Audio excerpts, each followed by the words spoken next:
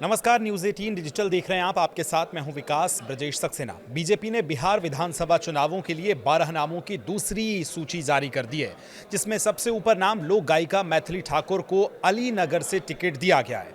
वहीं बक्सर से पूर्व आईपीएस आनंद मिश्रा को उतारा गया है। सबसे पहले बात मैथिली ठाकुर की करते हैं। मैथिली ठाकुर को जिस अलीनगर सीट से टिकट मिला है, यहां से पिछली बार वीआईपी के टिकट पर मिश्री लाल यादव जीते थे। बाद में ये बीजेपी में शामिल हो गए थे।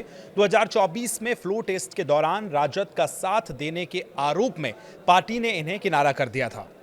मैथिली ठाकुर को एक दिन पहले यानी कल 14 अक्टूबर को ही बीजेपी ज्वाइन कराई गई थी। अलीनगर सीट से मौजूदा विधायक मिश्री लाल यादव का टिकट कट गया है। मैथिली ठाकुर को टिकट मिलने के बाद पहली बार हो रहा है जब बिहार की लोक संस्कृति से जुड़ी कोई प्रसिद्ध गायिका सीधे राजनीतिक मैदान में उतर रही है।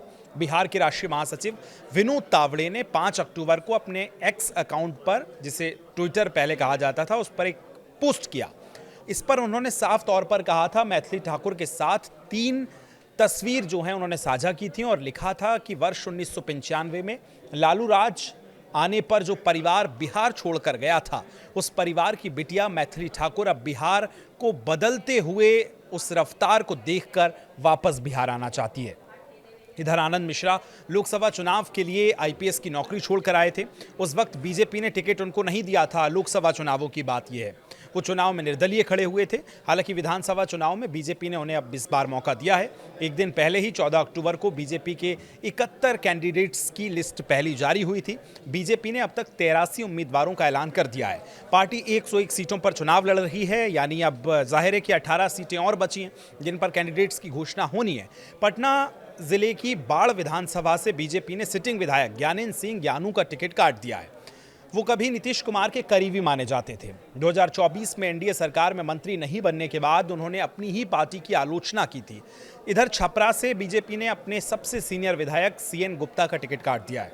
इसके अलावा अगर बात की जाए तो इसके खिलाफ क्षेत्र में एंटी इनकम्बेंसी की खबर भी आई थी। अब छपरा में महिला उम्मीदवार को मैदान में उतारा गया है।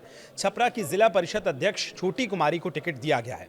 अब इन उम्मीदवारों की लिस्ट पर अभी तक जो बीजेपी ने 2 लिस्ट जारी की हैं, उस पर आप क्या सोचते हैं? और खास तौर पर लोक गायिका मैथिली ठाकुर का अलीनगर से विधानसभा चुनावों में उतरना, आप इसे कैसे देखते हैं? पहली बार कोई लोक गायिका चुनाव में उतर रही है। इस पर अपनी प्रतिक्रिया हमें जरूर दीजिए। फिलहाल शुक्रिया।